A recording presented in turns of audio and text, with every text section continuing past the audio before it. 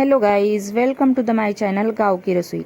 आज हम बनाने वाले हैं इडली डोसा के साथ खाने वाली कोकोनट चटनी। जो आधी आपण एक मिक्सर जार घेऊया, त्याच्यामध्ये कापलेले कोकोनटचे तुकडे टाकूया। त्यात आपण रोस्टेड मूंगफली टाकून घेऊ। मूंगफली नंतर रोस्टेड चणे पण टाकून घेऊया, याने फ्लेवर छान येतो। त्याच्यानंतर आपण मिरचीचे 2-3 तुकडे घेतलेले आहे ते टाकून घेऊया आणि 2-3 अद्रकचे तुकडे पण टाकून घेऊ। त्याच्यानंतर आपण थोडंसं जिरं टाकूया आणि त्याच्यानंतर थोडासा सांबार आणि कढीपत्ता पण, कढीपत्त्याने पण फ्लेवर छान येतो। त्याच्यानंतर थोडं चवीनुसार मीठ पण घालून घेऊया। त्याच्यानंतर आपण दही घालूया। माझ्याकडे थोडंसं दही असल्यामुळे मी त्याच्यामध्ये निंबूचा पण रस टाकू शकत आहे, तुम्ही दहीच घालू शकता।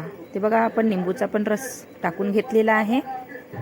आता आपण मिक्सरमध्ये यांना ग्राइंड करून घेऊया। आता आपण करू तडक्याची तयारी। एका याच्यामध्ये तेल घेतलं आहे, त्याच्यात आपण कढीपत्ता टाकून घेतला आहे, थोडंसं मोहरी टाकून घेतली आहे आणि 2-3 लाल मिरची पण टाकून घेऊया।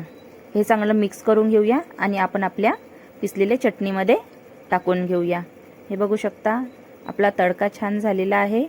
आता आपण पूर्ण मिक्स करून घेऊया। तुम्ही बघू शकता आपली चटणी किती छान झालेली आहे। ही तुम्ही इडली, डोसा, भात त्यासोबत तुम्ही खाऊ शकता। तुम्ही बघा, ही चटणी किती छान बनलेली आहे। मी ही चटणी अप्प्यांसोबत खाण्यासाठी बनवली आहे। माझी जर ही रेसिपी आवडली असेल तर प्लीज माझ्या चॅनलला लाईक करा, सबस्क्राईब करा आणि फॉलो करा। थँक्यू।